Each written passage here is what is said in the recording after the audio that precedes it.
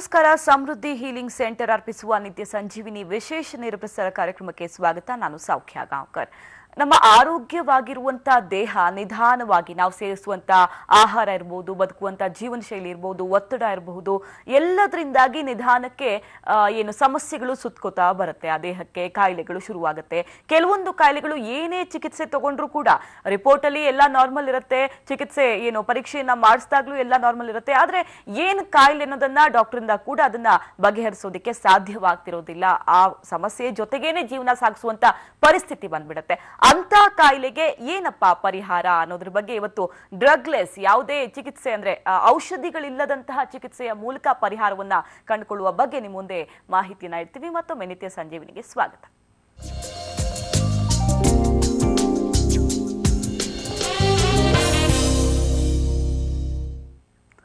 S, ಈ ಬಗ್ಗೆ ಮಾಹಿತಿಯನ್ನ ಕೊಡೋದಕ್ಕೆ ಸಮೃದ್ಧಿ ಹೀಲಿಂಗ್ ಸೆಂಟರ್ ವತಿಯಿಂದ ಪೂರ್ವಿ ಜಯರಾಜ್ ಅವರು ನಮ್ಮ ಜೊತೆಗಿದ್ದಾರೆ. ವೆಲ್ಕಮ್.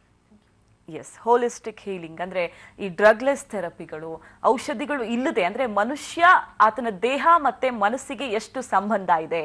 ಇವಾಗ ನಾನು ಇವತ್ತು ಇಡೀ ನನ್ಗೇನೋ ಹುಷಾರಿಲ್ಲ ಅಂತ ಯೋಚನೆ ಮಾಡ್ತಾ ಇದ್ರೆ ಸಂಜೆ ಹೊತ್ತಿಗೆ ನಂಗೆ ಮೈ ಬಿಸಿ ಆಗುತ್ತೆ, ಜ್ವರ ಬಂದ ಹಾಗಾಗತ್ತೆ. ಈ ರೀತಿ ಎಷ್ಟೋ ಸಲ ಮನಸ್ಸು ದೇಹವನ್ನ ಕಂಟ್ರೋಲ್ ಮಾಡ್ತಿರತ್ತೆ. ಹೇಗಿರುತ್ತೆ ನಿಮ್ಮ ಥೆರಪಿ? ನೋಡಿ, ಯೂಶಲಿ ಡ್ರಗ್ಲೆಸ್ ಥೆರಪಿ ಅಥವಾ ಹೋಲಿಸ್ಟಿಕ್ ಹೀಲಿಂಗ್ ಅಲ್ಲಿ ಒಂದು ಬೇಸಿಕ್ ಕಾನ್ಸೆಪ್ಟ್ ಮೇಲೆ ಇದು ಅವಲಂಬಿತ ಆಗಿದೆ. ಅಂದ್ರೆ ಸಾಮಾನ್ಯವಾಗಿ ಒಬ್ಬ ಮನುಷ್ಯನಿಗೆ ಅನಾರೋಗ್ಯ ಇದೆ ಅಥವಾ ದೇಹಕ್ಕೆ ಏನೋ ತೊಂದರೆ ಇದೆ, ಮಾನಸಿಕವಾಗಿ ಏನೋ ತೊಂದರೆ ಇದೆ ಅಂದ್ರೆ ನಾವು ಯೂಶಲಿ ಫಿಸಿಕಲ್ ಲೆವೆಲ್ ಅಲ್ಲಿ ಮಾತ್ರ ಅದನ್ನ ಅನಲೈಸ್ ಮಾಡ್ತೀವಿ. ಅಂದ್ರೆ ದೈಹಿಕವಾಗಿ ಏನೋ ತೊಂದರೆ ಇದ್ದು ಅನಾರೋಗ್ಯ ಬಂದಿರಬಹುದೇನೋ ಅನ್ನೋ ನಿಟ್ಟಿನಲ್ಲಿ ಮಾತ್ರ ನಾವು ಅದನ್ನ ಅನಲೈಸ್ ಮಾಡ್ತೀವಿ. ಅಂಗಾಂಗಗಳಿಗೆ ತೊಂದರೆ ಆಗಿರ್ಬೋದು, ಅಥವಾ ಸೆಲ್ಸ್ ಏನೋ ತೊಂದರೆ ಆಗಿರ್ಬೋದು, ಮಾಲಿಕ್ಯೂಲ್ಸ್ ಏನೋ ಆಗಿರ್ಬೋದು, ಅಥವಾ ಬೋನ್ಸ್ ಏನೋ ಆಗಿರ್ಬೋದು, ಬ್ಲಡ್ ಅಲ್ಲಿ ಏನೋ ಆಗಿರ್ಬೋದು. ಈ ತರ ಫಿಸಿಕಲ್ ಸ್ಟ್ರಕ್ಚರ್ ಇರುವಂತಹ ವಸ್ತುಗಳಲ್ಲಿ ಮಾತ್ರ ಏರುಪೇರುಗಳನ್ನ ನಾವು ಹುಡುಕ್ತಾ ಹೋಗ್ತೀವಿ. ಆದರೆ ಎಷ್ಟೋ ಸಿಚುವೇಶನ್ಸ್ ಅಲ್ಲಿ ನಮ್ಮ ಮನಸ್ಸಿಗೆ ಆಘಾತ ಆಗಿ ಮನಸ್ಸಿಗೆ ಕಾಯಿಲೆ ಬಂದು ದೇಹಕ್ಕೆ ಅನಾರೋಗ್ಯ ಆಗ್ತಾ ಇರುತ್ತೆ. ನಮ್ಮ ಭಾವನೆಗಳಲ್ಲಿ ಏರುಪೇರಾಗಿ ದೇಹಕ್ಕೆ ಅನಾರೋಗ್ಯ ಬಂದಿರುತ್ತೆ. ನಮ್ಮ ಆತ್ಮದಲ್ಲಿರುವಂತಹ ಎನರ್ಜಿ ಅಥವಾ ನಾಡಿ ಅಥವಾ ಚಕ್ರ ಅಥವಾ ಪ್ರಾಣಶಕ್ತಿ ಅಂತ ಏನ್ ಕರಿತೀವಿ, ಅದರಿಂದ ಏರುಪೇರಾಗಿ ಕೂಡ ದೇಹಕ್ಕೆ ಅನಾರೋಗ್ಯ ಬಂದಿರುತ್ತೆ. ಸುಮಾರು ಕೇಸಸ್ ಅಲ್ಲಿ ನಾವು ಆ ಆಸ್ಪೆಕ್ಟ್ ಅಲ್ಲಿ ನೋಡೋದೇ ಇಲ್ಲ, ಅನಲೈಸೇ ಮಾಡಲ್ಲ. ಯಾಕಂದ್ರೆ ಸುಮಾರು ಜನಕ್ಕೆ ಅದ್ರ ಬಗ್ಗೆ ಅರಿವೇ ಇಲ್ಲ. ಮನಸ್ಸು ಅನಾರೋಗ್ಯವನ್ನು ತರುತ್ತೆ, ಮನಸ್ಸಿನಿಂದ ಕೂಡ ದೇಹಕ್ಕೆ ಅನಾರೋಗ್ಯ ಬರುತ್ತೆ. ಮನಸ್ಸಿಗೆ ಏನೋ ಬೇಜಾರಾಗಿದ್ರೆ ಅವತ್ತು ಹಸಿವಾಗೋದಿಲ್ಲ ನಮ್ಗೆ. ಅಂದ್ರೆ ಮನಸ್ಸು ನಮ್ಮ ದೇಹವನ್ನ ನೀವು ಹೇಳಿದಾಗೆ ವಸ್ತುಗಳನ್ನ ಕಂಟ್ರೋಲ್ ಮಾಡುವಂತ ಶಕ್ತಿಯನ್ನು ಹೊಂದಿದೆ ಅನ್ನೋದಂತೂ ಖಡಾಖಂಡಿತವಾಗಿ ಹೇಳ್ಬಹುದು. ಹೌದು, ಖಂಡಿತವಾಗಿಯೂ ನೀವು ಹೇಳಿದಾಗೆ ಈಗ ನಾವು ತುಂಬಾ ಏನೋ ಟ್ರೊಮ್ಯಾಟಿಕ್ ಆಗಿ ಏನೋ ಯೋಚನೆ ಮಾಡ್ತಾ ಇದ್ರೆ ಅಥವಾ ತುಂಬಾ ಬೇಜಾರಾಗಿದ್ರೆ ಅಥವಾ ತುಂಬಾ ಎಕ್ಸೈಟ್ಮೆಂಟ್ ಅಲ್ಲಿ ಇದ್ರೆ ಎಷ್ಟೋ ನೋವುಗಳೇ ಮರ್ತು ಹೋಗುತ್ತೆ.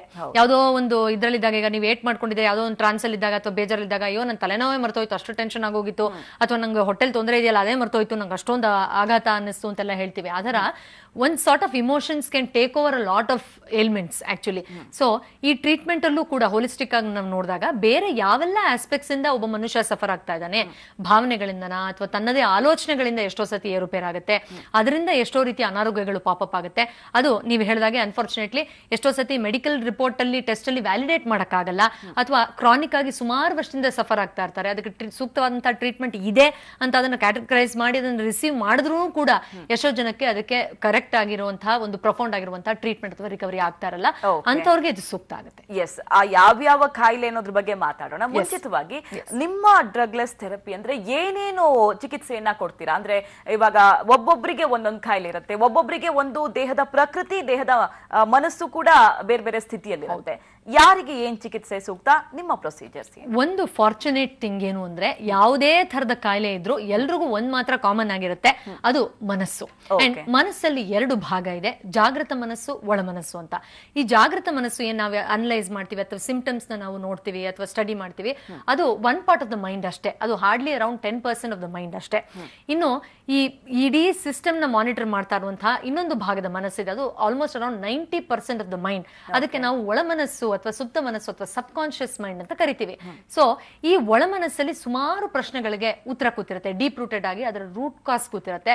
ಸೊ ಯಾವ ಸಫರರ್ ಇರ್ತಾರೆ ಅವರು ಒಳ ಮನಸ್ಸಿನ ಮೂಲಕ ಚಿಕಿತ್ಸೆಯನ್ನ ಮಾಡೋದು one of the basic therapies that we adapt. So ಇದರಲ್ಲಿ ಆ ಮನುಷ್ಯನ ಒಂದು ಉನ್ಮಾದ ಸ್ಥಿತಿ ಅಥವಾ ಸೆಮಿ ಸ್ಲೀಪ್ ಸ್ಟೇಟ್ ಅಥವಾ ಹಿಪ್ನಾಟಿಕ್ ಸ್ಟೇಟ್ ಅಂತ ನಾವೇನ್ ಕರಿತೀವಿ, ಆ ಒಂದು ಸ್ಥಿತಿಗೆ ಕರ್ಕೊಂಡು ಹೋಗಿ ಅಲ್ಲಿಂದ ಚಿಕಿತ್ಸೆ ಮಾಡೋಕೆ ಬೇರೆ ಬೇರೆ ಮೊಡಾಲಿಟೀಸ್ ಆಫ್ ಹೀಲಿಂಗ್ ನ ಅಡಾಪ್ಟ್ ಮಾಡ್ಕೋತೀವಿ. ಯಾಕಂದ್ರೆ ಇದು ಯಾವುದೇ ಚಿಕಿತ್ಸೆಯಲ್ಲಿ ಔಷಧಿ ಇಲ್ಲದೆ ಇರೋದ್ರಿಂದ ಮನಸ್ಸೇ ಮುಖ್ಯವಾದ ಮೆಡಿಸಿನ್. ಮೆಡಿಸಿನ್ ಇಲ್ಲಿ. ಸೊ ಆ ವ್ಯಕ್ತಿಯ ಸಫರನ್ನ ಒಳಮನಸ್ಸನ್ನೇ ನಾವು ಮುಖ್ಯವಾಗಿ ಯೂಸ್ ಮಾಡ್ತೀವಿ.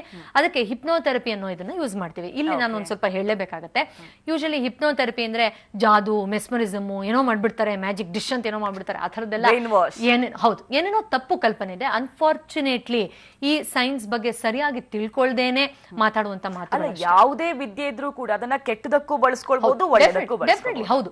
Over dosage of medicine can also lead in to ill health ಅನ್ನೋ ಹಾಗೆ ಹಿಪ್ನೋಥೆರಪಿಯಲ್ಲಿ ಮೆಸ್ಮರಿಸಮ್ ಇಸ್ ಅನದರ್ ಪಾರ್ಟ್. ಅದಕ್ಕೆ ವಶೀಕರಣ ಅಂತೀವಿ. ಅದು ಯಾವುದು ಇಲ್ಲಿ ಬಳಕೆಗೆ ಬರೋದೇ ಇಲ್ಲ ಟ್ರೀಟ್ಮೆಂಟ್ ಗೆ.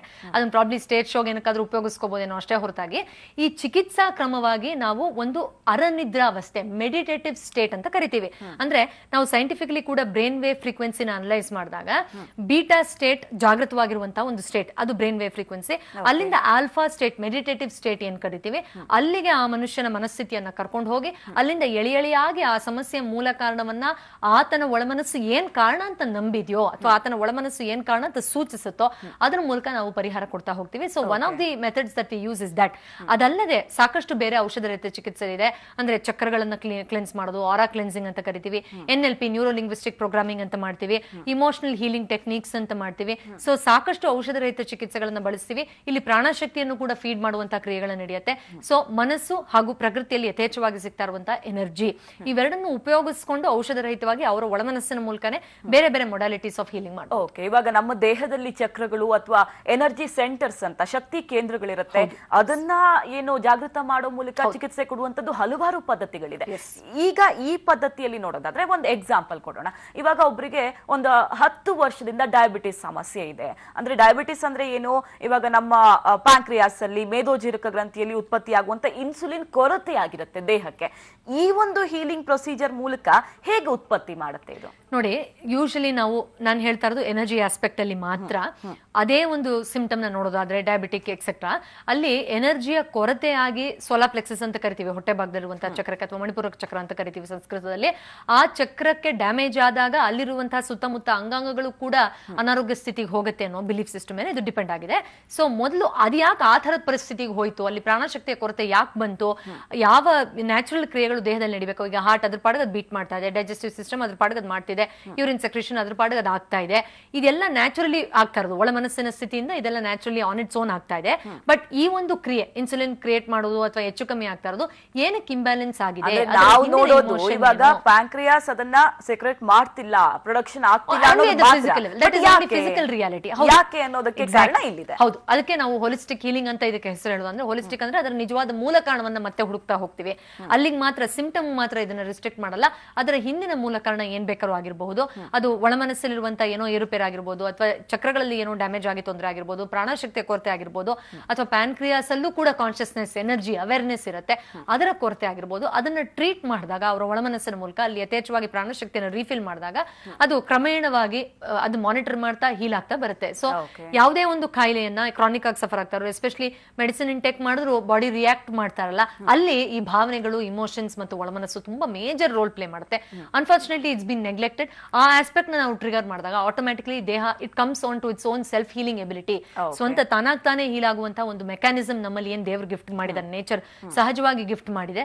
ಆ ಮೆಕ್ಯಾನಿಸಮ್ ನ ಟ್ರಿಗರ್ ಮಾಡುವಂತಹ ಹಲವಾರು ಪದ್ಧತಿಗಳನ್ನ, ಅಂದ್ರೆ ದೇಹ ಕಾಯಿಲೆಯನ್ನ ತರಿಸ್ಕೊಳ್ಳೋದ್ರ ಜೊತೆಗೆ ಕ್ಯೂರ್ ಮಾಡುವಂತ ಎಬಿಲಿಟಿ ಕೂಡ ಅದಕ್ಕೆ ಇರುತ್ತೆ. ಅದನ್ನ ನೀವು ಜಾಗೃತ ಮಾಡ್ತೀರಾ. Exactly fine. ಇವಾಗ ಕೆಲವೊಂದು ಕಾಯಿಲೆಗಳು, ಅಂದ್ರೆ ಎಕ್ಸಾಂಪಲ್ಸ್ ಕೊಡ್ತಾ ಹೋದ್ರೆ ಈ ಮೈಗ್ರೇನ್ ಸಮಸ್ಯೆ ಇರಬಹುದು, ಸೈನಸ್ ಸಮಸ್ಯೆ ಇರಬಹುದು, ಡಯಾಬಿಟಿಸ್ ಇರಬಹುದು, ಕೆಲವೊಂದು ದೀರ್ಘಕಾಲದಿಂದ ಕಾಡ್ತಾ ಬಂದಿರುತ್ತೆ. ಅಂದ್ರೆ ಅದಕ್ಕೆ ಪರಿಹಾರ ಇಲ್ಲ, ಕೇವಲ ಅವತ್ತಿಗೆ ಕಂಟ್ರೋಲ್ ಮಾಡ್ಕೊಳ್ಬಹುದು ಅಷ್ಟೇ ಅನ್ನೋದು ನಮ್ಮ ವೈದ್ಯಶಾಸ್ತ್ರದಲ್ಲಿ. ಈಗ ಅವತ್ತಿಗೆ ಮೆಡಿಸಿನ್ ತಗೊಂಡು ಸಮಸ್ಯೆ ಆಗ್ಬಾರ್ದು, ನಡೆದಾಡ್ಬೇಕು, ನೋವು ಬರಬಾರ್ದು, ಪೇನ್ ಕಿಲ್ಲರ್ ತಗೋತಾರೆ, ಅಂತ ಸೊಲ್ಯೂಷನ್ ಮಾತ್ರ, ಅಂದ್ರೆ ತಾತ್ಕಾಲಿಕ ಪರಿಹಾರ ಮಾತ್ರ ಇದೆ.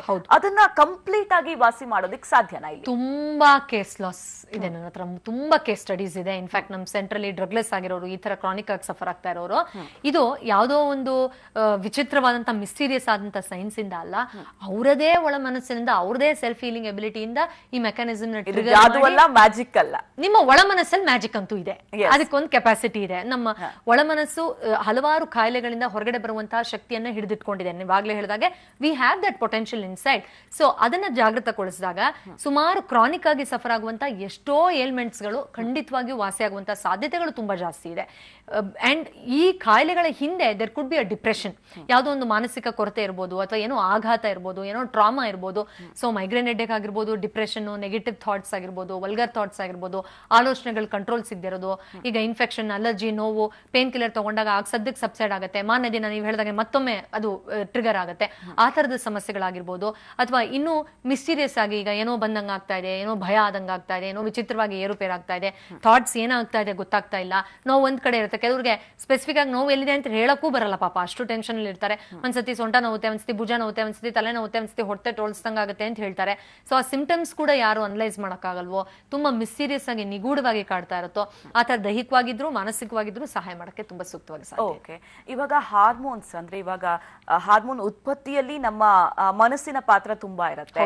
ಮೆದುಳು ನಿಯಂತ್ರಣದ ಮೇಲೆ ಬೇರೆ ಬೇರೆ ಹಾರ್ಮೋನ್ಗಳು ಉತ್ಪತ್ತಿ ಆಗುತ್ತೆ. ಅದು ಬೆಳವಣಿಗೆಯ ಹಾರ್ಮೋನ್ ಇರಬಹುದು, ಅಥವಾ ನಮ್ಮ ಮನಸ್ಸನ್ನ, ಎಮೋಷನ್ಸ್ ಅನ್ನ ಕಂಟ್ರೋಲ್ ಮಾಡುವಂತ ಹಾರ್ಮೋನ್ ಇರಬಹುದು. ಪ್ರತಿಯೊಂದು ಕೂಡ ಮೆದುಳಿನ ನಿಯಂತ್ರಣದಲ್ಲಿ ಇರುತ್ತೆ. ಹಾಗಾಗಿ ಇವಾಗ ನಾವು ಬೆಳವಣಿಗೆ ಆಗುವಾಗ ಉತ್ಪತ್ತಿ ಆಗೋ ಹಾರ್ಮೋನ್ ಒಂದಿರುತ್ತೆ, ಅವಾಗ ಚಿಕ್ಕವರಿದ್ದಾಗ ಬರ್ದಿರುವಂತ ಏನೇನೋ ಯೋಚನೆಗಳು ಬರೋದಿಕ್ ಶುರುವಾಗುತ್ತೆ. ಈ ಹಾರ್ಮೋನಲ್ ಇಂಬ್ಯಾಲೆನ್ಸ್ ಇಂದ ಆಗುವಂತ ಕೆಲವೊಂದು ಕಾಯಿಲೆಗಳಿರುತ್ತೆ, ಅದನ್ನ ಹೇಗೆ ಕ್ಯೂರ್ ಮಾಡಬಹುದು? ನೋಡಿ, ಅಮೆರಿಕದಲ್ಲಿ ಸುಮಾರು ವರ್ಷಗಳಿಂದ ಒಂದು ರಿಸರ್ಚ್ ನಡೀತಾ ಇದೆ. ಅದಕ್ಕೆ PNI ಅಂತ ಕರೀತಾರೆ, ಸೈಕೋ ನ್ಯೂರೋ ಇಮ್ಯುನಾಲಜಿ ಅಂತ. ಅಂದ್ರೆ ನಮ್ಮ ದೇಹದಲ್ಲಿ ಇರುವಂತಹ ಅಂಗಾಂಗದ ಆರೋಗ್ಯಕ್ಕೂ ನಮ್ಮ ಸೈಕೆ ಅಂದ್ರೆ ನಮ್ಮ ಆಲೋಚನೆಗಳಿಗೂ ನಮ್ಮ ಇಮ್ಯೂನ್ ಸಿಸ್ಟಮ್ಗೂ ತುಂಬಾ ಕ್ಲೋಸ್ ನೆಟೆಡ್ ಕನೆಕ್ಷನ್ ಒಂದಿದೆ ಅಂತ ರಿಸರ್ಚ್ ಮಾಡಿ ಒಂದು ಹೊಸ ಸೈನ್ಸ್ ಅವರು ತೆರೆದಿರ್ತಾರೆ. ಅದನ್ನ ಅಲ್ಲಿರೋ ಸುಮಾರು ಸಂಸ್ಥೆಗಳಲ್ಲಿ ಅಡಾಪ್ಟ್ ಕೂಡ ಮಾಡ್ಕೊಂಡಿದ್ದಾರೆ. ಅದನ್ನ ಒಂದು ಮೇನ್ ಚಿಕಿತ್ಸೆ ಆಗಿ, ಕೇವಲ ಅಮೆರಿಕದಲ್ಲಿ ಅಷ್ಟೇ ಅಲ್ಲ, ಬೇರೆ ಬೇರೆ ಹೆಸರುಗಳಲ್ಲಿ ಮೈಂಡ್ ಬಾಡಿ ರಿಲೇಶನ್ಶಿಪ್ ಅಂತ ಕರಿತೀವಿ. ಅಂದ್ರೆ ನಮ್ಮ ಮನಸ್ಸಿಗೂ ದೇಹಕ್ಕೂ ಇರುವಂತಹ ಸಂಬಂಧವನ್ನ ಅನಲೈಸ್ ಮಾಡಿ ಅದಕ್ಕೆ ಸೂಕ್ತವಾಗಿ ಚಿಕಿತ್ಸೆಯನ್ನ ಹಲವಾರು ದೇಶಗಳಲ್ಲಿ ಕೊಡ್ತಾ ಬಂದಿದ್ದಾರೆ. ಸೊ ಈ ರೀತಿಯಾಗಿ ನೋಡೋದಾದ್ರೆ ನಮ್ಮ ಮನಸ್ಸು ದೇಹದಲ್ಲಿರುವಂತಹ ಅಣುವಿನ ಮೇಲೂ ಇನ್ಫ್ಲುಯೆನ್ಸ್ ಮಾಡುತ್ತೆ. ಮನಸ್ಸಲ್ಲಿರುವಂತಹ ಆಲೋಚನೆಗಳನ್ನ ಚೇಂಜ್ ಮಾಡಿ, ಇಮೋಷನ್ ಗಳನ್ನ ರೆಕ್ಟಿಫೈ ಮಾಡಿ, ಅಲ್ಲಿರುವಂತಹ ಪ್ರಾಣಶಕ್ತಿಯನ್ನು ಬ್ಯಾಲೆನ್ಸ್ ಮಾಡಿದಾಗ ದೇಹ ರೆಸ್ಪಾಂಡ್ ಮಾಡುತ್ತೆ, ಹೀಲ್ ಆಗುತ್ತೆ ಅನ್ನೋ ಹಲವಾರು ಕೇಸ್ ಸ್ಟಡೀಸ್ ನಡೆಯುತ್ತೆ. ಆ ಪ್ರಕಾರವಾಗಿ ಚಿಕಿತ್ಸೆಯನ್ನು ಕೊಡಕ್ ಸಾಧ್ಯ ಇದೆ. ಅದು ಹಾರ್ಮೋನ್ ಇಂಬ್ಯಾಲೆನ್ಸ್ ಆಗಿರ್ಬೋದು, ಅಥವಾ ಆರ್ಗನ್ ಡಿಸ್ಫಂಕ್ಷನ್ ಆಗಿರ್ಬೋದು, ಅಥವಾ ಮೆಡಿಸಿನ್ ರಿಯಾಕ್ಟ್ ಮಾಡದೇ ಇರೋದಾಗಿರ್ಬೋದು, ಡಿಪ್ರೆಷನ್ ಇಂದ ತನ್ನ ದೇಹದ ಮೇಲೆ ತಾನು ಕೇರ್ ಮಾಡದೆ ತೊಂದರೆ ಆಗಿದ್ದಾಗಿರ್ಬೋದು, ಏನ್ ಬೇಕಾದ್ರೂ ಆಗಿರ್ಬೋದು. ಆದರೆ mind body relationship is true. ನಮ್ಮ ಮನಸ್ಸು ಮತ್ತು ನಮ್ಮ ಭಾವನೆಗಳು, ನಮ್ಮ ಆಲೋಚನೆಗಳು ದೇಹದ ಮೇಲೆ ಪರಿಣಾಮ ಬೀರುತ್ತೆ. ಇದನ್ನು ರೆಕ್ಟಿಫೈ ಮಾಡಿದಾಗ ಆಟೋಮ್ಯಾಟಿಕಲಿ ಎಷ್ಟೋ ಸಮಸ್ಯೆಗಳು, ನಿಗೂಢವಾಗಿರುವಂತಹ ಸಮಸ್ಯೆಗಳು, ಅಥವಾ ನಮ್ಗೆ ವ್ಯಾಲಿಡೇಟ್ ಮಾಡಕ್ ಆಗದೆ ಅಂತ ಎಷ್ಟೋ ಸಮಸ್ಯೆಗಳಿಗೆ ರೆಮಿಡಿ ಸಿಗಕ್ಕೆ ಸಾಧ್ಯ ಇದೆ. ನಿಮ್ಮ ಪ್ರಶ್ನೆಗೆ ಉತ್ತರ, it is because of the relationship between mind and body.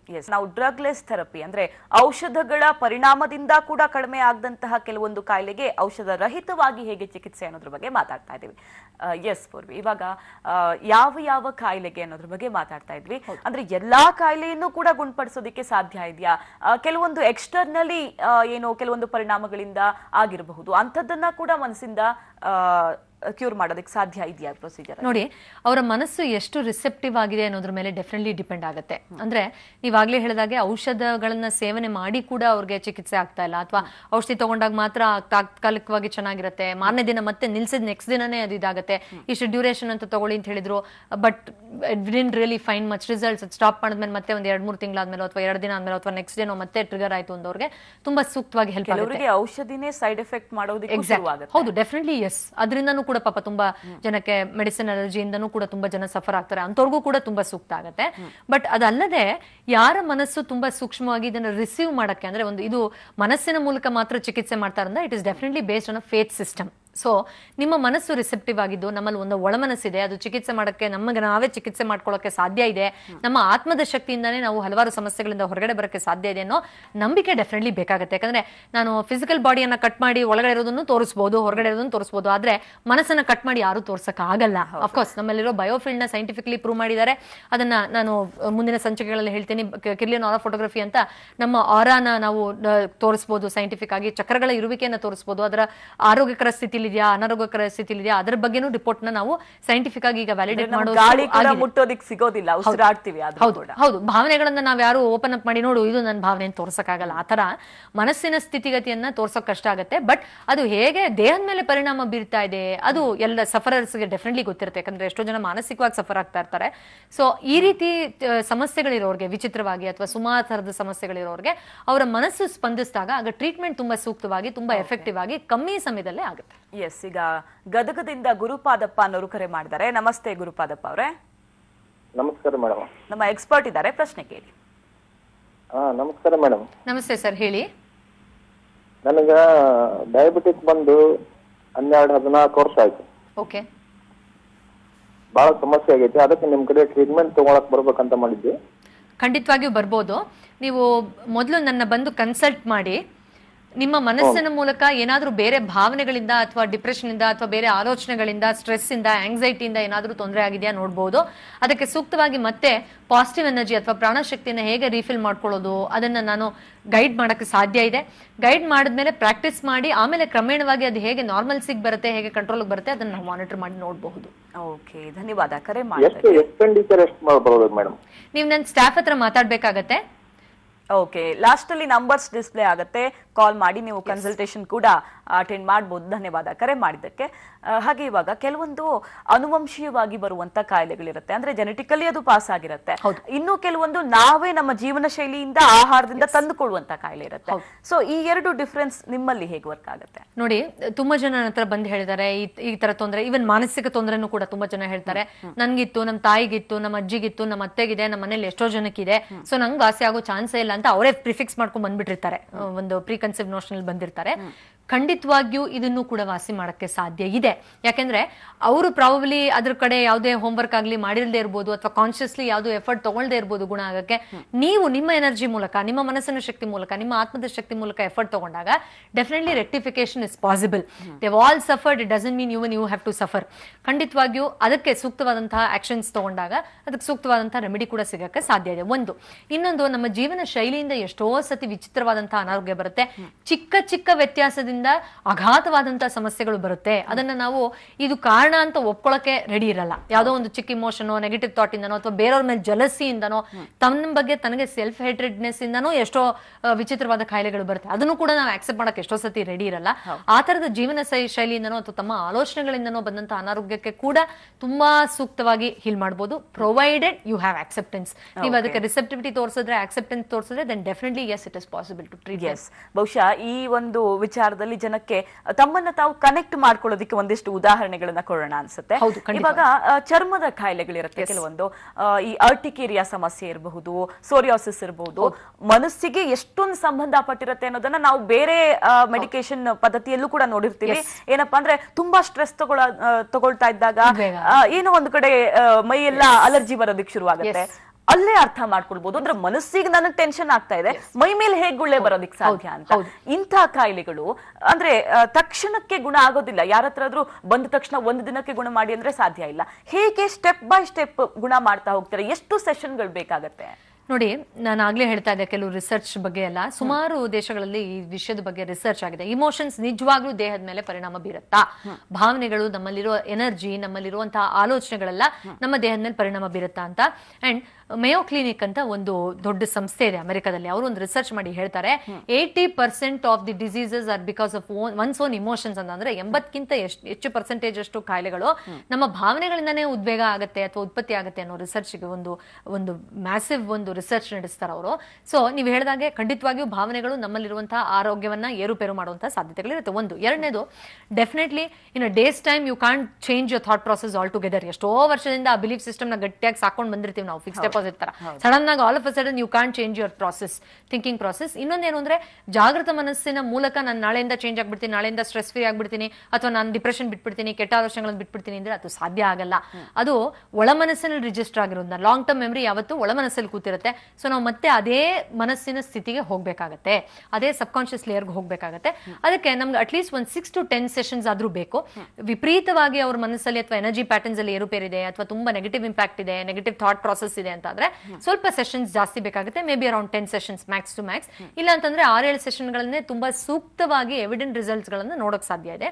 ಇಲ್ಲಿ ಟ್ರೀಟ್ಮೆಂಟ್ ಪ್ರೊಸೀಜರ್ನ ನಾವು ಸ್ಟೆಪ್ ಬೈ ಸ್ಟೆಪ್ ಮಾಡ್ತಾ ಹೋಗ್ತೀವಿ. Wherein the first few sessions ಅವರ ಒಳ ಮನಸ್ಸನ್ನ ರಿಲ್ಯಾಕ್ಸ್ ಮಾಡುವಂತ ಯಾವುದೇ ಸಮಸ್ಯೆ ಇದ್ರು, ಮಾನಸಿಕವಾಗಿದ್ರು, ದೈಹಿಕವಾಗಿದ್ರು, ಅಥವಾ ಯಾರಿಗೂ ಆಕ್ಸಿಡೆಂಟ್ ಆಗೋಗಿರುತ್ತೆ, ಟ್ರಾಮಾ ಆಗಿರುತ್ತೆ, ಯಾರನ್ನೋ ಕಳ್ಕೊಂಡ್ಬಿಟ್ಟಿರ್ತಾರೆ, ಅದರಿಂದ ಆಘಾತ ಆಗಿರುತ್ತೆ, ಅಂತವ್ರು ಕೂಡ ಸ್ವಲ್ಪ ರಿಲ್ಯಾಕ್ಸ್ ಮಾಡೋ ಅವಶ್ಯಕತೆ ಖಂಡಿತವಾಗಿ ಇರುತ್ತೆ. So initial few sessions will be a deep relaxation. ಅದಾದ್ಮೇಲೆ ಸಮಸ್ಯೆಯ ಮೂಲ ಕಾರಣವನ್ನ ಅವರ ಒಳ ಮನಸ್ಸು ಏನ್ ಅನಲೈಸ್ ಮಾಡುತ್ತೋ ಅದ್ರ ಮೂಲಕನೇ ನಾವು ಟ್ರೀಟ್ ಮಾಡಕ್ ಶುರು ಮಾಡ್ತೀವಿ. ಒಳ ಮನಸ್ಸಿನ ಮೂಲಕ ಟ್ರೀಟ್ಮೆಂಟ್ ಆದ ಮೇಲೆ ಮತ್ತೆ ಆ ಜಾಗದಲ್ಲಿ ಏನು ವ್ಯಾಕ್ಯೂಮ್ ಕ್ರಿಯೇಟ್ ಆಗಿರುತ್ತೆ, ಪ್ರಾಣಶಕ್ತಿಯನ್ನು ರೀಫಿಲ್ ಮಾಡ್ಕೊಳ್ಳೋ ಮಾಡುವಂತ ಒಂದು ಸುಲಭ ಟೆಕ್ನಿಕ್ಸ್ ಕಲ್ಮಶವನ್ನ ಹೊರಹಾಕಿ ಶಕ್ತಿಯನ್ನ ಒಳಗೆ ತಗೊಳ್ಳುವಂತಹ ವಿಧಾನ. Lack of energy can also lead to ill health. So ಮತ್ತೆ ಪ್ರಾಣಶಕ್ತಿಯನ್ನ ಅಥವಾ ಒಳ್ಳೆ ಶಕ್ತಿಯನ್ನ ರೀಫಿಲ್ ಮಾಡ್ಕೊಳ್ಳೋದನ್ನ ಹೇಳ್ಕೊಡ್ತೀವಿ. ಅದನ್ನ ಪ್ರಾಕ್ಟೀಸ್ ಮಾಡ್ಬೇಕಾಗುತ್ತೆ ಸ್ವಲ್ಪ ದಿನ. ಅಂಡ್ ಅಫ್ಕೋರ್ಸ್ ನೀವು ಅದು TDS ಆಗಿರೋದು ಅಥವಾ ತಿಂಗಳಾನ್ಗಟ್ಲೆ ತಗೊಳ್ಳೋದು ಆಗಲ್ಲ. ನಾನು ಆಗ್ಲೇ ಹೇಳಿದಾಗೆ 6 to 10 sessions, maybe a week or 10 days, you'll be able to see evident changes. And that powerful mind is.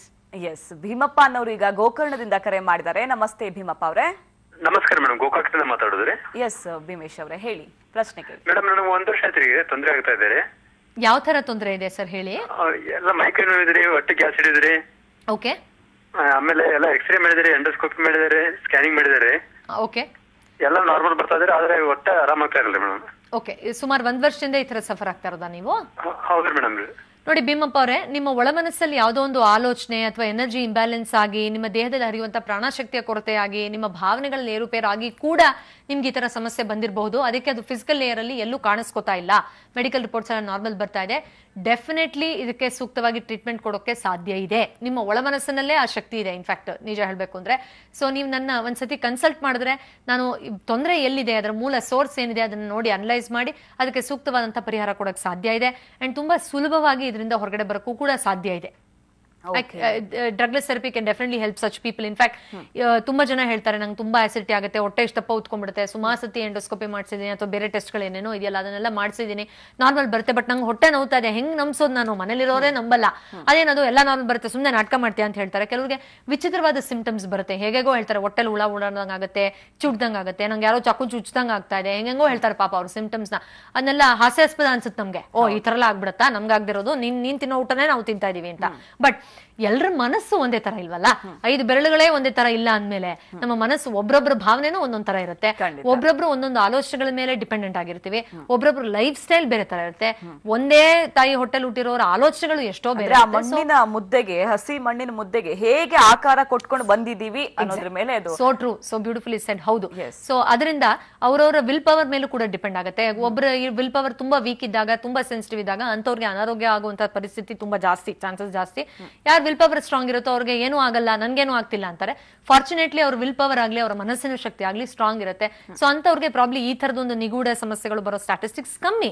But ಯಾರು ಸೂಕ್ಷ್ಮ ಇರ್ತಾರೋ, ಡೆಲಿಕೇಟ್ ಇರ್ತಾರೋ, ಸೆನ್ಸಿಟಿವ್ ಇರ್ತಾರೋ, ಕೆಲವರು ಹೊರಗಡೆ ತುಂಬಾ ಬೋಲ್ಡ್ ಆಗಿರ್ತಾರೆ, but inside they will be very sensitive, suffer ಮಾಡ್ತಿರ್ತಾರೆ ಒಳಗಿಂದ. ಅಂತವ್ರಿಗೂ ಕೂಡ ಈ ತರ ನಿಗೂಢ ಸಮಸ್ಯೆಗಳು. ಕೆಲವರು ಏನ್ ಮಾಡ್ತಾರೆ ಅಂದ್ರೆ ಬೇರೆಯವರ ಜೊತೆ ನಮ್ಮನ್ನ ಕಂಪೇರ್ ಮಾಡ್ಕೊಳ್ಳುವಂತದ್ದು. ಇವಾಗ ಯಾರತ್ರ ಹಣ ಇದೆ, ಅವರು ಒಳ್ಳೆ ಪೊಸಿಷನ್ ಇದ್ದಾರೆ, ನಮಗೆ ಅವ್ರಿಗಿಂತ ನಾವು ಜಾಣರಿದ್ದೀವಿ, ಆದ್ರೂ ನಮ್ಮ ಹತ್ರ ಯಾಕೆ ಅಲ್ಲಿಗೆ ಹೋಗಕ್ ಆಗ್ತಿಲ್ಲ ಅನ್ನುವಂತ ಆ ಬೇಸರದಿಂದಾನೇ ಅವರು ಒಂದ್ ರೀತಿಯಲ್ಲಿ ನೀವ್ ಹೇಳಿದಾಗ ಆಸಿಡಿಟಿ ಸಮಸ್ಯೆ ಆಗೋದು, ಇನ್ನೇನೋ ಅಂಥದ್ದೆಲ್ಲ ಕಾಯಿಲೆಗಳ ಕಡೆಗೆ ತಿರುಗ್ತಾ ಹೋಗ್ತಾರೆ. ಸೊ ಫಸ್ಟ್ ಅವರು ಮನಸ್ಸನ್ನ ಹಿಡಿತದಲ್ಲಿ ಇಟ್ಕೊಳ್ಳೋದು ಇಂಪಾರ್ಟೆಂಟ್ ಆಗುತ್ತೆ. ಅನ್ಫಾರ್ಚುನೇಟ್ಲಿ ಏನಾಗುತ್ತೆ ಅಂದ್ರೆ, ಈಗ ಜಾಗೃತವಾಗಿ ನನ್ನ ಮನಸ್ಸನ್ನ ಹಿಡಿತದಲ್ಲಿ ಇಟ್ಕೋತೀನಿ ಅಥವಾ I will stop feeling jealous about others, ಆತರ ಪ್ರಯತ್ನ ಮಾಡಿದಾಗ ಅದು ಅಷ್ಟು ಫ್ರೂಟ್ಫುಲ್ ಆಗಲ್ಲ ಅನ್ಫಾರ್ಚುನೇಟ್ಲಿ. ಬಿಕಾಸ್ ಇಮೋಷನ್ಸ್ ಎಲ್ಲ ಒಳ ಮನಸ್ಸಿನ, ತಕ್ಷಣಕ್ಕೆ ಏನೋ ಕಾಯಿಲೆ ಬರುತ್ತೆ ಅಂತ ಅಲ್ಲ, ಬಟ್ ಅದು ನಿಧಾನಕ್ಕೆ ಮ್ಯಾನಿಫೆಸ್ಟ್ ಆಗುತ್ತೆ. ಹೌದು, ಖಂಡಿತವಾಗಿ over the period of time it manifest. And ಇನ್ನೊಂದೇನ್ ವಿಚಿತ್ರ ಅಂದ್ರೆ, ತುಂಬಾ ಜನಕ್ಕೆ ನಿಮ್ಮ ಆಲೋಚನೆಗಳಿಂದನೋ ಅಥವಾ ನಿಮ್ಮ ಕೆಟ್ಟ ಇದರಿಂದನೋ, ಥಾಟ್ ಪ್ರಾಸೆಸ್ ಇಂದನೋ ತೊಂದರೆ ಆಗಿದೆ ಅಂದ್ರೆ ನಂಬಕ್ಕೆ ರೆಡಿ ಇರಲ್ಲ ಎಷ್ಟೋ ಜನ. ಓ, ಅದರಿಂದ ತೊಂದರೆ ಆಗ್ಬಿಡತ್ತಾ ಅಂತಂತಾರೆ. ಸೊ ತುಂಬಾ ಜಾಸ್ತಿ ಸಫರ್ ಮಾಡ್ತಿದ್ರೆ ದೊಡ್ಡದಾಗೇನೋ ರೆಮಿಡಿ ಇರಬೇಕು ಅನ್ನೋ ತರ ಇದೆ. ಇಲ್ಲ, there could be a simple solution. ಯಾವ್ದೋ ಒಂದು ಚಿಕ್ಕ ಥಾಟ್ ಪ್ರಾಸೆಸ್ ನ ಆಲ್ಟರ್ ಮಾಡ್ಕೊಳ್ಳೋದ್ರಿಂದ, ಯಾವ್ದೋ ಒಂದು ಇಮೋಷನ್ ಬದಲಾವಣೆ ಮಾಡ್ಕೊಳ್ಳೋದ್ರಿಂದ, ಯಾವ್ದೋ ಒಂದು ಎನರ್ಜಿ ಸೆಂಟರ್ ಇರುವಂತಹ ಚಿಕ್ಕ ಎನರ್ಜಿಯನ್ನ ಇಂಬ್ಯಾಲೆನ್ಸ್ ಆಗಿರೋದನ್ನ ರೆಕ್ಟಿಫೈ ಮಾಡೋದ್ರಿಂದ ಕೂಡ ಅದ್ಭುತವಾದಂತಹ ರೆಮಿಡಿ ತಗೊಳಕ್ಕೆ ಸಾಧ್ಯ ಇದೆ. ಸೊ ಹೌದು, ನಮ್ಮ ಇಮೋಷನ್ಸ್, ಅದು ನೆಗೆಟಿವ್ ಇಮೋಷನ್ಸ್ ಆಗಿರ್ಬೋದು ಅಥವಾ ಡ್ರೆಡ್ಫುಲ್ ಇಮೋಷನ್ಸ್ ಆಗಿರ್ಬೋದು ಅಥವಾ ಕೆಟ್ಟ ಕೆಟ್ಟ ಆಲೋಚನೆಗಳು, ಕೆಲವರಿಗೆ ಕನ್ಸಲ್ಲೂ ಕೂಡ ಭಯ ಅಥವಾ ವಿಪರೀತವಾದ ಏರುಪೇರಾಗ್ತಾ ಇರುತ್ತೆ, ಆ ಥರದ್ದಾಗಿರ್ಬೋದು. That also can lead to a lot of ill health. So ನೀವು ಹೇಳಿದಾಗೆ ಹೌದು, ಅದು ಆ ಕ್ಷಣಕ್ಕೆ ಅವ್ರಿಗೆ ಪರಿಣಾಮ ಬೀರದೇ ಇರ್ಬೋದು, but accumulation which happens over the period of time, ಒಂದು 10 ವರ್ಷದಿಂದ 5 ವರ್ಷದಿಂದ, that can lead in to diseases. And gap ಕೊಟ್ಟ ತಕ್ಷಣ, ನೀವು ಚೇಂಜ್ ಮಾಡಿದ ತಕ್ಷಣ ಅನಾರೋಗ್ಯ ಕಟ್ಟಾಗುತ್ತೆ ಅನ್ನೋದು ಕೂಡ ತಪ್ಪಾಗುತ್ತೆ. So it might get accumulated over period of time. ಮತ್ತಷ್ಟು ಮಾಹಿತಿಯನ್ನ ನಿಮ್ ಮುಂದೆ ಇರ್ತೀವಿ. ಮುಂಚಿತವಾಗಿ ನೀವು ಕೂಡ ಅಂದ್ರೆ ಮನಸ್ಸಿನ ಸಮಸ್ಯೆಯಿಂದಾಗಿ ಕಾಯಿಲೆಗಳು, ಅನಾರೋಗ್ಯ ಬರ್ತಾ ಇದೆಯಾ, ಮನಸ್ಸು ದೇಹವನ್ನ ಹಾಳು ಮಾಡ್ತಾ ಇದೆ ಅನ್ನುವಂತ ಪರಿಸ್ಥಿತಿ ಇದ್ರೆ, ಅಥವಾ ಯಾವುದೇ ಕಾಯಿಲೆ ನಿಮಗೆ ಅದು ಕಾರಣ ಅರ್ಥ ಆಗದೆ ಹೋಗ್ಬೋದು, ಅಂತ ಸ್ಥಿತಿಯಲ್ಲಿ ಪರಿಹಾರ ಬೇಕು ಅಂದ್ರೆ ಸಮೃದ್ಧಿ ಹೀಲಿಂಗ್ ಸೆಂಟರ್ಗೆ ಭೇಟಿ ಕೊಡಬೇಕಾದಂತ ಅಡ್ರೆಸ್ ಮತ್ತೆ ಫೋನ್ ನಂಬರ್ ಇಲ್ಲಿದೆ, ನೋಟ್ ಮಾಡ್ಕೊಳ್ಳಿ. ಪೂರ್ವಿ ಜಯರಾಜ್ ಹೋಲಿಸ್ಟಿಕ್ ಹೀಲರ್, ಸಮೃದ್ಧಿ ಹೀಲಿಂಗ್ ಸೆಂಟರ್, ಏನು ಇನ್ಸ್ಟಿಟ್ಯೂಟ್ ಫಾರ್ ಡ್ರಗ್ಲೆಸ್ ಥೆರಪಿ, 15 ಮೊದಲನೇ ಮಹಡಿ, ಕೋರಮಂಗಲ 1ನೇ ಬ್ಲಾಕ್, ಬೆಂಗಳೂರು 560034.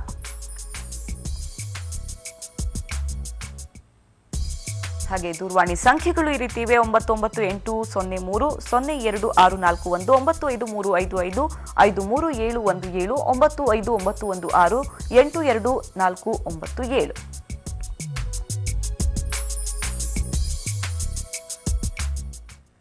ಎಸ್ ಕೊನೆಯ ಹಂತದಲ್ಲಿದ್ದೀವಿ.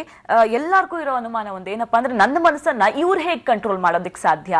ಈಗ ನನಗೆ ನನ್ನೊಳಗೆ ಏನಾಗ್ತಿದೆ ಅಂತ ಗೊತ್ತು, ಬಟ್ ಇವರು ಅದನ್ನ ಕಂಟ್ರೋಲಿಗೆ ತರೋಕ್ ಸಾಧ್ಯ ಇಲ್ಲ, ನಾನು ಸ್ಟ್ರಾಂಗ್ ಇದ್ದೀನಿ ಅನ್ನೋದನ್ನ ಹೇಳ್ತಾರೆ. ಏನ್ ಹೇಳ್ತೀರಾ? ನೋಡಿ, ತುಂಬಾ ಜನಕ್ಕೆ ಈ ಒಳಮನಸ್ಸಿಗೆ ಸಂಬಂಧಪಟ್ಟಂತ ಚಿಕಿತ್ಸೆ ಮಾಡಿದಾಗ ಯಾರಿಗೋ ಏನೋ ಒಂದು ಸೂಪರ್ಫಿಷಿಯಲ್ ಪವರ್ ಇದೆ, ಡಿಸಿಷನ್ ನಂಗೇನೋ ಮಾಡ್ಬಿಡ್ತಾರೆ ಅಂತ ಅನ್ಕೋತಾರೆ. ಅವ್ರಿಗೆಲ್ಲರಿಗೂ ನಾನು ಹೇಳೋದು ಒಂದೇ, ಇಲ್ಲಿ ಯಾವ್ದೋ ಹೀಲರ್ಗೆ ಏನೋ ಮಿಸ್ಟೀರಿಯಸ್ ಪವರ್ ಇದೆ, ಅವ್ರು ಏನೋ ನಿಮ್ಮಲ್ಲಿ ಜಾದೂ ಮಾಡ್ತಾರೆ ಅಂತಂದ್ರೆ ದಟ್ ಇಸ್ ಸೂಪರ್ಸ್ಟಿಷಿಯಸ್ ಬಿಲೀಫ್. ನಿಮ್ಮ ಒಳ ಮನಸ್ಸಿಗೆ ಸರಿಯಾದಂತ ಮಾರ್ಗದರ್ಶನ ಕೊಡಕ್ಕೆ ಯಾರಾದ್ರೂ ಬೇಕಾಗ್ತಾರೆ. ಅಮ್ಮ ಹೇಗೆ ಇನಿಷಿಯಲಿ ಬೇಕೋ ನಡೆಸೋದ್ ಕಲ್ಸಕ್ಕೆ, ಅಮ್ಮ ನಡೆಯಲ್ಲ ನಾವೇ ನಡೆಯೋದು, ಬಟ್ ಕಲಿಸ್ಕೊಡ್ತಾಳಲ್ಲ ಆತರ ಒಬ್ರು ಇನ್ಸ್ಟ್ರಕ್ಟರ್ ಬೇಕಾಗ್ತಾರೆ, ಒಬ್ರು ಮಾರ್ಗದರ್ಶನ ಕೊಡೋರು, ಸೂಕ್ತವಾಗಿರೋ ಒಬ್ಬ ಥೆರಪಿಸ್ಟ್ ಬೇಕಾಗ್ತಾರೆ. ಸೊ ಇಲ್ಲಿ ನಿಮ್ಮ ಮನಸ್ಸನ್ನ ನಾನ್ ಮ್ಯಾನಿಪುಲೇಟ್ ಮಾಡೋದಲ್ಲ, ನಿಮ್ಮ ಮನಸ್ಸನ್ನ ಯಾವ ರೀತಿ ಬಳಸ್ಕೋಬೇಕಾಗತ್ತೆ, ಪ್ರಾಣಶಕ್ತಿಯನ್ನ ಯಾವ ರೀತಿ ರೀಫಿಲ್ ಮಾಡ್ಕೊಂಡು ಆರೋಗ್ಯಕರ ಆಗ್ಬೇಕಾಗತ್ತೆ ಅನ್ನೋಕೆ ಮಾರ್ಗದರ್ಶನ ಮಾತ್ರ ಒಬ್ಬ ವ್ಯಕ್ತಿ ಕೊಡಕ್ಕೆ ಸಾಧ್ಯ. Nobody can manipulate your mind, it just that we can trigger that self healing ability. Okay, thank you very much. ಎಷ್ಟೊತ್ತು ಕಾರ್ಯಕ್ರಮದಲ್ಲಿ ಭಾಗವಹಿಸಿ ಮನಸ್ಸು ಕಾಯಿಲೆಗಳ ಸಂಬಂಧ ಏನು ಅಂತ ತಿಳಿಸ್ಕೊಟ್ಟಿದ್ದೀರಾ, ಧನ್ಯವಾದ. Thank you. ವೀಕ್ಷಕರೇ, ನೋಡಿದ್ರಲ್ಲ, ಯಾವುದೇ ಸಮಸ್ಯೆಯನ್ನು ಅರ್ಥ ಮಾಡ್ಕೊಂಡ್ಬಿಟ್ರೆ ಅದಕ್ಕೆ ಪರಿಹಾರ ಸಿಕ್ಕಂತೆ. ನೆನಪಲ್ಲಿ ನ್ಯೂಸ್ ಅಂದ್ರೆ ಪಬ್ಲಿಕ್ ಟಿವಿ.